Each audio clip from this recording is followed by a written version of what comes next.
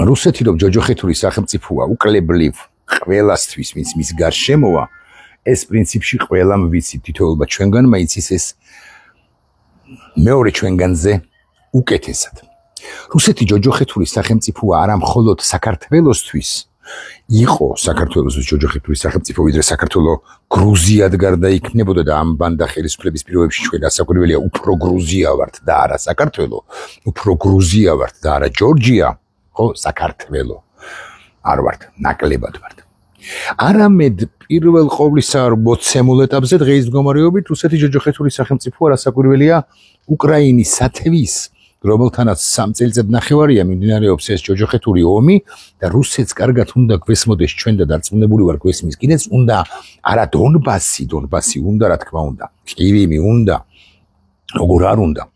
ზაპოროჟიე უნდა და ხერსონის მაინც და მაინც ის მეორე სანაპირო მაგრამ პირველ ყოვლისა რუსეთს უნდა უკრაინის სახელმწიფოს მთლიანად აღმოფხვრა განადგურება და შესაბამისად რუსეთი არ გაჩერდება მანამ არ დაასრულებს შეიძლება შეაჩეროს მაგრამ არ დაასრულებს ამ ომს მანამ არ მიაღწევს მიზანს ოღონდ მიზანს რომ ვერ მიაღწევს ესეც ფაქტია იმიტომ რომ უკრაინელი ხალხი დგას ისე როგორც დგას და უკრაინელ ხალხს ეხმარება დასავლეთი ისე როგორც ეხმარება ბევრისთვის დამაკმაყოფილებლად და ბევრისთვის არადამაკმაყოფილებლად მოკლედ უკრაინა გადარჩება შეიძლება მან დაკარგოს 1 2 3 თუნდაც 5 ტერიტორია რაც მეპარება სიმართლე გითხრათ მე მგონია რომ გადარჩება ის მთლიანად დე იურე საზღვრებში შეიძლება გაიყინოს ცოტა ხნით კონფლიქტი მაგრამ მაინც გადარჩება მაგრამ იმ შემთხვევაშიც კი თუ უკრაინა დაკარგავს 1 2 3 4 5 თუნდაც არ 7 რეგიონს წარმოუდგენელია მაგრამ მაინც უკრაინა როგორც სუვერენული სახელმწიფო იარსებებს ძალიან ვუტრირებ ცხადია კიევი ლვოვი სუმი და ხარკოვი ოდესაც იმედი მაქვს და პრინციპში დარწმუნებულიცა ვარ რომ მთლიანად უკრაინა იარსებებს როგორც სახელმწიფო მაგრამ მე აქ იმაზე არ ვლაპარაკობ უკრაინელები როგორ გაუწევენ წინააღმდეგობას ან როგორ დაეხმარებიან დასავლელები მე ვლაპარაკობ იმაზე რომ რუსეთი არის ჯოჯოხეთური სახელმწიფო უკრაინისათვის რომელსაც როგორი განცდა აქვს იცით იმ შემთხვევაშიც კი ნებისმიერ მის ხელისუფალს ჭყალებში დემოკრატიულ სენსაციას ჰქონდა მაშინაც კი როცა გვეუბნებიან რომ ჩვენ ვართ თანაბსწორდი თანაბარნი ჩვენ ჰორიზონტალური პრინციპებით უნდა მივიღოთ ჰორიზონტალურ პრინციპებზე დაყრდნობით უნდა მივიღოთ ხმათა უმრავლესობით გადაწყვეტილება რუსეთს მაინც აქვს ეს წველი ვნება სურვილი ლტოლვა რომ იწოდებოდეს არა უფროს ძმად big brother არა მამად რომელსაც ამასთან უჭირავს მათრახი და აი ამ მათრახს მოიხმარს ხოლმე იმისთვის რომ გიბიძგოს შენ სწორედ იმგვარი გადაწყვეტილებებისაკენ რომლებიც მას უნდა მას აწყობს მის ინტერესებშია ამასთან რუსეთი გადამგდები მამა არის ხო შობელი ბჭყალებში რასაკვირველია აი სომხეთი მაგალითად ყარაბაღის უკანასკნელი ბოლო 2 დაპირისპირება ბრძოლა კონფლიქტის დროს სომხეთი რომელიც მის მიმართ რუსეთის მიმართ განსაკუთრებით ეს წინა ხელისუფლება სომხეთისა იყო ლოიალურად განწყობილი ეს სომხეთი მიუგდო აზერბაიჯანს არა მე არ მგონია რომ მე ახლა რაღაც პოლიტკორექტული უნდა ვიყო და უნდა ვთქვა რომ აზერბაიჯანის არ იყო ღვთიანი ყარაბაღი იყო იმიტომ რომ საბჭოთა კავშირის დაშლის პერიოდისათვის იმ საზღვრებში იყო ეს ყველაფერი მე არ ვლაპარაკობ იმას რომ არ ჩაუდენიათ ადამიანებს და ქვეყნებზე არ ვილაპარაკოთ ადამიანებს არ ჩაუდენიათ ძალიან ცუდი და სასტიკი დანაშაულები როგორც ერთი ისე მეორე მხრიდან მაგრამ აზერბაიჯანის იყო არც ალიევის ხელისუფლებას ცხადი არ ვაქებ ალიევის ხელისუფლებას ალიევის არადემოკრატიულ ხელისუფლებას მაგრამ აზერბაიჯანის მთიანი ყარაბაღი იყო და ამას მე კი არ ვამბობ ეხლა მე რო არ მომედაოს ვინმე ამას ამბობს პრინციპში ამას ქადაგებს სომხეთის ღევანდელი ხელისუფლებას მაგრამ რატო ვამბობ მიაგდო მეთქი გადააგდო ეს სომხეთი შეატოვა რა გაცილებით მძლავრ წლების განმავლობაში მომზადებულ ილხამ ჰეიდარის ძე ალიევის აზერბაიჯანს მიუგდო სომხეთი. ეს ძალიან კარგი რამ მოხდა პრინციპში, ამაზე კი არ მინდოდა, არ მინდა ახლა მეტი და მეტი ყურადღების გამახვილება, მაგრამ ამ ომის შედეგმა და ამ სიმსივნეს მოჭრამ ყარაბაღის სახით სომხეთისათვის, ხო? განაპირობა სომხეთის მთლიანი სახეცვლილება და სომხეთი უკვე იწყებს დალაგებას, ბევრჯერ მithქვამს და ბევრს ვთქვამს ასევე თურქეთთან ურთიერთობის დალაგებას იწყებს და არ გამოედევნა, გამოეკიდა იმ კომპლექსებს, რომლებიც მას და მის საზოგადოებას ბუნებრივადაც აქვს 1915 წლის ამბებიდან გამომდინარე, არა მხოლოდ აზერბაიჯანიდან ურთიერთობა ლაგდება სომხეთისა, იქ საზღვრების ცნობის საკითხია იცით თქვენ, ასევე თურქეთთან ურთიერთობაც ლაგდება და ეს პრინციპულად მნიშვნელოვანია, ასევე და იქნებ უმნიშვნელოვანესიც არის შეერთებულ შტატებთან და ამაზე კიდევ უფრო მნიშვნელოვანი არის, რომ სომხეთი ეს მაჩანჩალა სახელმწიფო ამ 4 წლის წინ ჩვენთან შედარებით მაჩანჩალა 4 წლის წინაც ბიზინა ივანიშვილს უკვე ამოღებული ჰქონდა დანა და გვირტყამდა და ურტყამდა ქართულ სახელმწიფოს ზურგში ამ დანას და აკვირდებოდა მე რამდენად ბევრი სისხლი ადინა ქართულ სახელმწიფოს, მაგრამ მაინც 4 წლის წინ ჩვენ ამ თვალს 4 წლის წინაც კი ამ თვალსაზრისით ვუსწრებდით სომხეთს. ახლა ჩვენ ვართ მაჩანჩალა, ოღონდ იცით როგორა ვართ, აი ამ თავქვეპირდა მხობილობის ტრაექტორია ჩვენი არის და სიჩქარე პირველ ყოვლისა არის კატასტროფული და ამასობაში სომხეთის დინამიკა არის აღმავალი, ხოლო ჩვენი დინამიკა არის დაღმავალი და ეს არის დიდი პრობლემა, რომლის წინაშეც ჩვენი ქვეყანა დგას. რასაკვირველია, იმიტომ რომ კავკასიის ერთიანობის ნახეთ გამექცა მაინც სიტყვა კავკასიის ერთიანობა ძლივს, აი რამდენი ხნიანი პერიოდის შემდეგ ძლივს იყო დღის წესრიგში და შესაძლებელი, როგორც ბალტიის ქვეყნების ერთიანობა იყო შესაძლებელი და მოხდა კიდეც გასული საუკუნის 80-იანი წლების მიწრულ 90-იანი წლების დასაწყისში და ახლაც ერთად არის ისინი კონცეპტუალურად სულისკვეთები, სპირიტით, აი ესეთი სპირიტი საერთოდ შეიძლება ჰქონოდა აზერბაიჯანს არადემოკრატიულს ვაღიარებს, სომხეთს, რომელიც მიემართება და მიეშურება ევროპისაკენ და საქართველოს ყოფილიყო კლავაც ლოკომოტივი ამ ყველაფრისა, მაგრამ ბიზინა ივანიშვილმა რუსმა ეს ყველაფერი ჩაჩეხა და დაასრულა, მაგრამ მე ახლა ამ თემაზე ეს იყო მცირედი გადახვევა. მე ამაზე არ ვლაპარაკობ, ან ნაკლებად ვლაპარაკობ. მე ვლაპარაკობ იმაზე, რომ რუსეთი ჯოჯოხეთურის სახელმწიფოა და ისევ კავკასიის სახელმწიფოს უნდა მივადგე. იცით თქვენ, რომ გასული წლის 25 დეკემბერს რუსეთმა ჩამოაგდო და რუსეთი კი ცდილობს რომ დააბრალოს დაებრალებინა და დააბრალოს ეს უკრაინის მხარისათვის და ეთქვას რომ ეს დრონების, უკრაინული დრონების გამო მოხდა, მაგრამ რაც სასაკვირველია სისულელია, იმიტომ რომ გეოგრაფიულ არეალშიც კი ვერ ხვდებოდა უკრაინელი დრონების შეტევისა თვითმფრინავი, რომელიც ჩამოაგდო რუსეთმა გასული წლის 25 დეკემბერს და რას ითხოვდა და ითხოვს ალიევი, ორი მოთხოვნა აქვს პრინციპში და ორი სუვერენული სახელმწიფო თუ ხარ და ძლიერი სახელმწიფო თუ ხარ და რო არ ყლაპავ რაღაცას, ხო, ამგვარი სახელმწიფოს ლიდერი თუ ხარ და დანარჩენში პრინციპში არაფერში, ყველაფერში დალაგებული არ ხარ, მაგრამ აი რაღაცა დიდოსტატური დიპლომატიურობა გაქვს მამაშენის შვილს და ასე შემდეგ ითხოვდა ორ რამეს და ითხოვს ალიევი აღიარეთ რომ ეს არის თქვენი ჩამოგდებული 25 დეკემბრის თვითმფრინავი ლაინერი და ამავდროულად გადავხადეთ კომპენსაცია დაღუპულებს. არ მინდა შემეშელს თუ ჩამახედებთ 38 თუ არ ვცდები შესაძლოა მეშლება დაღუპულია და რუსეთი აი ნახეთ ერთი მარტივი რამ იყო გასაკეთებელი პუტინის ხელისუფლების მიერ ბოდიში, извините და უნდა ეთქვათ რომ კი აი რაღაც არ ვიცი, ათანხაც არის, ათანხასაც ითხოვს აზერბაიჯანი, ჩვენ ამას გადავიხდით. მაგრამ უფრო ძმად წოდებულმა მშობლად წოდებულმა ბანდიტურმა სახელმწიფო რუსეთმა ესეც კი არ დაუთმო. რატომ? ის ხო პარტნიორია. ის ხო უმნიშვნელოვანესი კავკასიის რეგიონის თვის კავკასიის რეგიონში არსებული სტაბილური ქვეყანა, რომელიც იმავდროულად შენს რუსეთის სიტუაციურ პარტნიორ თურქეთთანაც არის ჩაახუტებული და რა პრობლემა იყო, მაგრამ იოტისო ნაბიჯ ნახევრითაც კი არა, ნახევარი ნაბიჯითაც კი რუსეთს არ დაუხევია უკან, იმიტომ რომ ის იმთავითვე და ყოველთვის იყო იმპერია, ამიტომაც როცა ვამბობთ რომ უკრაინაში ომი გაგრძელდება, სულ რო შეჩერდეს უკრაინაში ომი, გაიყინოს 6 თვით, გაიყინოს 8 თვით და ასე შემდეგ. ეს ომი არ დასრულდება კონცეპტუალურად, მანამ სანამ რუსეთი არ ამოიყორავს მუცელს და რასაც ვერ მოახერხებს და არ დაიპყრობს, ან ეცდება რომ დაიპყროს კიევი. არა, ტანკებს კრეშატიკზე კი არ ვარაუდობ, მაინც და მაინც იმგვარი ლოიალური, მის მიმართ ლოიალური ხელისუფლების მოყვანას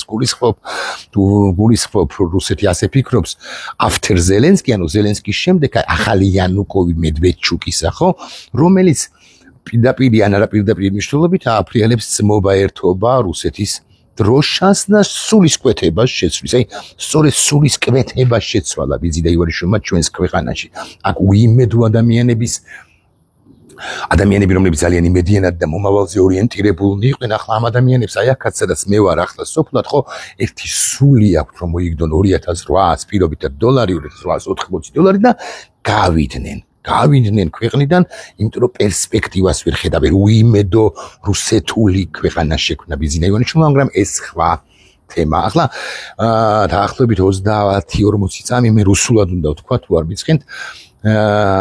რამდენიმე სიტყვა და ადრესატები კი არიან, მე არ ვიცი მიყურებენ თუ არა აფხაზეთიდან, მაგრამ თუ მიყურებენ მაღალი ალბათობით, ასევე მაღალი ალბათობით მაყურებელს აფხაზეთიდან არ აქვს შესაძლებლობა კი არა არის ის მასე მაგალითად როგორ გადართოს რუსულ ენაზე YouTube-ს აქვს შესაძლებლობა რომ გადართო და ეს აი სინქრონული თარგმანი მოხდეს პრაქტიკულად და ან გატიტრვა მოხდეს და მე არ ვიცი მათ იციან თუ არა მაყურებელთა უმრავლესობამ და თუ ამიტომ ჯობია აინტერესებს ხადია თუ აინტერესებს ქართველი მიმომხილველი სიტყვა მაგრამ მე მინდა რუსულად მიმართო რომ რაღაცა ეს საწვალებელიც აღარ ჰქონდეთ აი друзья из товарищи не друзья даже не товарищи жители Абхазии, независимые, как вы думаете, как мы думаем, не независимой, а части Грузии. Пару слов я хочу сказать на русском языке по той причине, что вы, скорее всего, грузинский мало понимаете или вообще не понимаете. А как вы обратили, скорее всего, внимание, у меня в кавычках или без кавычек, у меня нормальный русский. Я хочу сказать следующее, что Россия является не только оккупантом Грузии или, допустим, Украины, но и других частей бывшего Советского Союза, в том числе и тех так называемых, по моему мнению, и объективно тоже так, но я сейчас не об этом, да, и в том числе и независимых или так называемых независимых республик и народов, которые живут в так называемых или на самом деле независимых республиках, в том числе и в Абхазии. Россия является оккупантом и вашей республики, моей интерпретацией и страны вашей интерпретацией. И вы должны понять, что без единства кавказских народов, что, кстати, мало понимают в Грузии, я имею в виду официальные власти, так называемые официальные власти, то есть пророссийские грузины, которые сейчас ожились в Тбилиси, да, но вы должны понять, я обращаюсь к обыкновенным жителям Абхазии, не к де-факто правителям, а к жителям Сухуми, там, Гагра, Пицунда и так далее, Чамчира и так далее. Да? Вы должны понять, что Россия никогда вам не даст шанс развития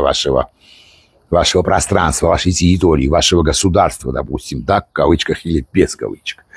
Конечно же, в кавычках, потому что я не признаю, и по той причине я это подчеркиваю, что и на меня смотрят, и мое обращение оценивают и грузинские, русскоязычные или грузинские зрители, которые владеют русским языком, поэтому и дополнительно, потому что на самом деле, я так думаю, вашей страны не существует. Это все фейк, это все ложь. Но даже если вы думаете, что ваша страна, полноценное государство, вы должны понять, что Россия вас не отпустит от себя и не даст вам шанс, возможность развития. А ეს მინდოდა მეთქვა აფხაზებისათვის და რატომ მინდოდა მეთქვა? იმიტომ რომ მე მაინც მგონია რომ კავკასიის ერთიანობა არის გარდაულა დაუცილებელი. როგორ წუხარ რომ ვერ ვლაპარაკობ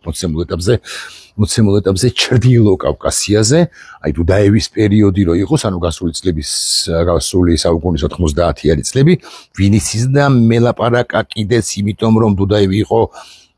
დუდაევი იყო მთლიანად ჩეჩნეთის სასაკუთრებია იჩქერიის, მაგრამ დიდი გავლენების მქონე პირი სწორედაც რომ ჩრდილოეთ კავკასიაში ალბათ მაინც ვერ შევიყვან ამ შემთხვევაში დუდაევის გავლენებში ჩრდილოეთ ოსეთს და ხო პრინციპში ყველა სხვას ანუ დაღესტანსაც შევიყვან ჩერქეზეთსაც შევიყვან და ყაბარდო ყველაფერს შევიყვან მათ შორის ინგუშეთს შევიყვან და ასე შემდეგ ხო თავისი სირთულეებით რასაკვირველია მაგრამ ვერ ლაპარაკობ მოცემულ ეტაპზე აქ ჩემთვის მნიშვნელოვანია რომ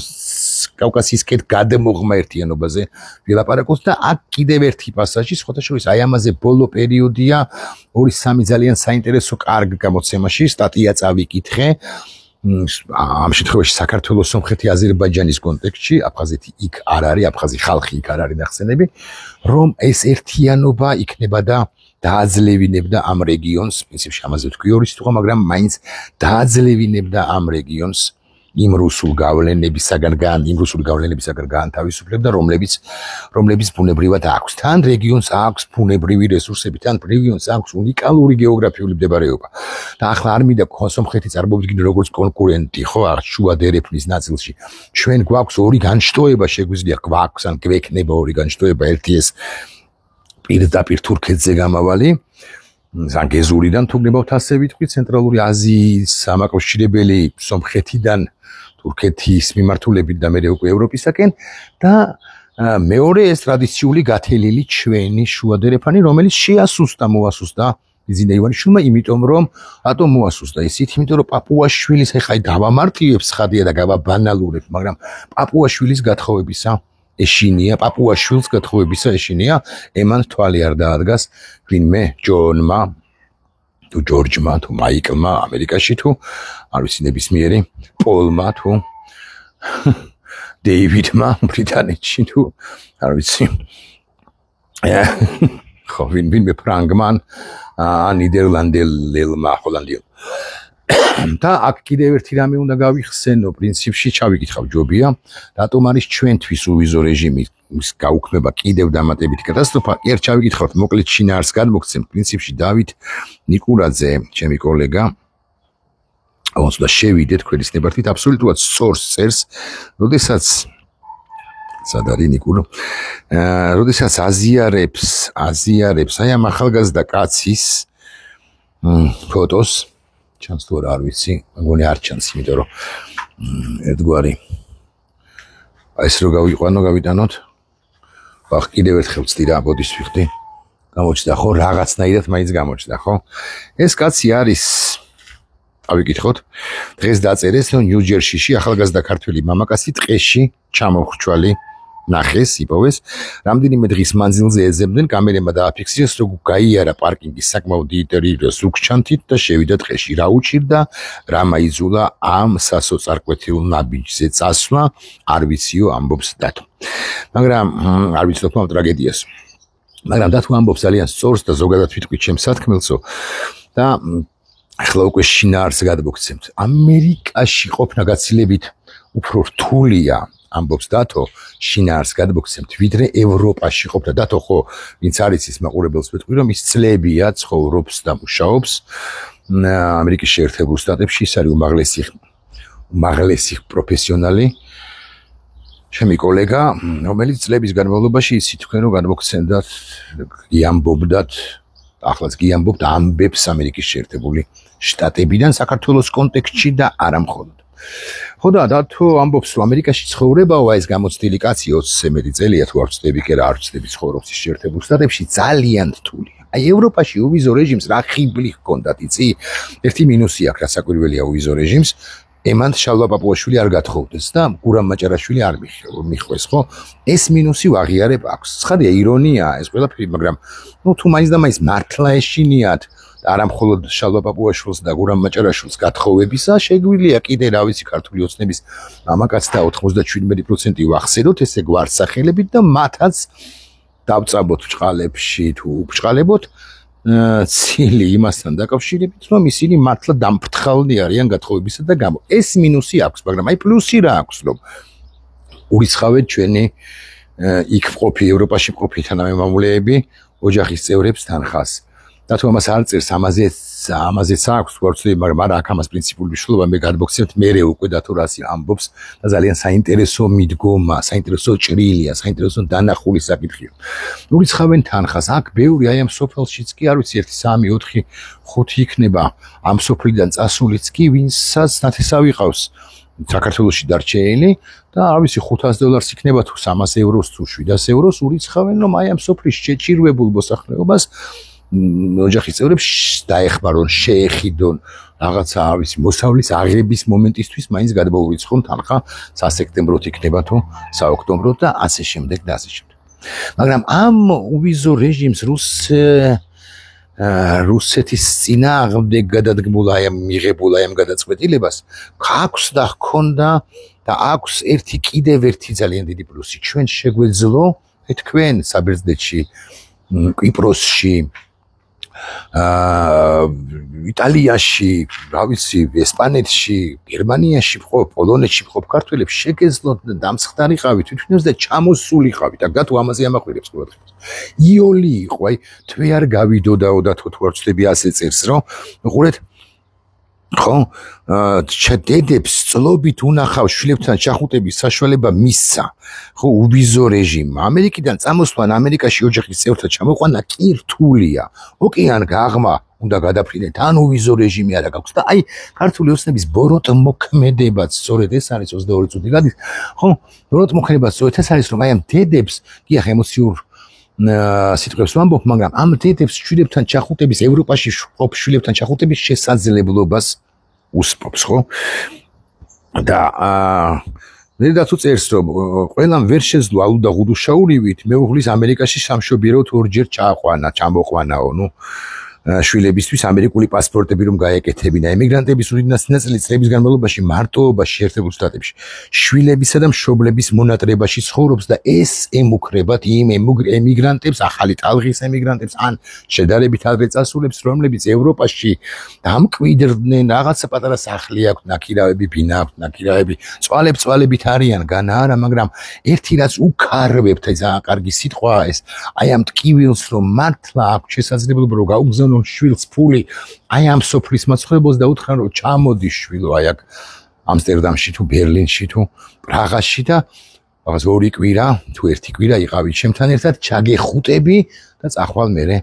უკან იმიტომ რომ მე ვერ ჩამოვდივარ ან შეიძლება უკვე ვისაც საბუთე მოწესრიგებული აქვს ის ჩამოდის და ასე შემდეგ. აი ამ ბანდიტიზმს ჩადის ქართული ოცნება, ქართული რუსული ოცნება და ჩადის მხოლოდ და მხოლოდ იმიტომ, რომ თვითონ გაგსულდეს და რუსეთს შეეტენოს ბოდიშს ვიხდი და ეს რუსეთი კი კვლავ ვიმეორებ არის ისეთი, რაზეც ვილაპარაკეთ, აი აზერბაიჯანთან მიმართებაში ერთ ბოდიშს თხოვენ მას, მაგრამ ერთი ბოდიშიც კი ვერ გაუმეტებია პუტინს ალიევისთვის დახურულ კარს. მიღმა ჩამოვაყალიბებდა როგორმე დიპლომატი ლავროვი საბოდიშო სიტყვას, ბოდიშის სიტყვას, მაგრამ ლავროვმა არ იკადრა, იმიტომ რომ ის უნდა იყოს ყველას უფროსი და წარმოგიდგენთ მასზე ბაღლამდგომი მეტრანახევრიანი კაცი კი, არა ცოტა მაღალია, მეტრანახევარზე მაღალია, მაგრამ არ ვამახვილებ ახლა ყოველდღიურად მის სიმაღლეზე ხო არავითარ შემთხვევაში არ ვლაპარაკობ ამ კუთხით, რომ მეტრანახევრიანია ტვინით მეთქი. ამბიციებით ტვინით და სიბოროტებით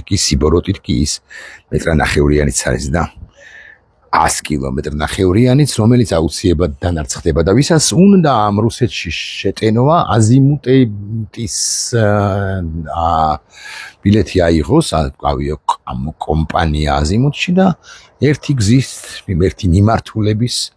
ბილეთი შეიძინოს და იალა ჩელიაბინსკში ფიგურალურად ვამბობ, თორე მოსკოვში ბიზნე ივანიშვილი სახლს იშენებს, მეთქი წინაზე ვთქვი და ალბათ ასეც არის. ასეც მოხდება, ოღონდ და კავკასიაებკა ამასაც ვიტყვი და დავამთავროთ 25 წუთზე, ხო? 26 წუთის დასაწყისში კავკასია ერთიანი იქნება და ამაში ჩვენს მივიღებთ ვალდებულნი ვართ უბრალოდ მივიღოთ მონაწილეობა ჩვენს ერთიანობაში, იმიტომ რომ 3 ძმასაც არ ვიტყვი, ხო? 3 მეგობარი, რომელიც ჩასჭიდებს ხელს ერთმანეთს, ის საკვირველია უფრო იოლად გააღწევს რუსული სივრცისაგან, ვიდრე გათითო კაცებული გათითო ქვეყნები კავკასიის რეგიონისა. ნახვამდის.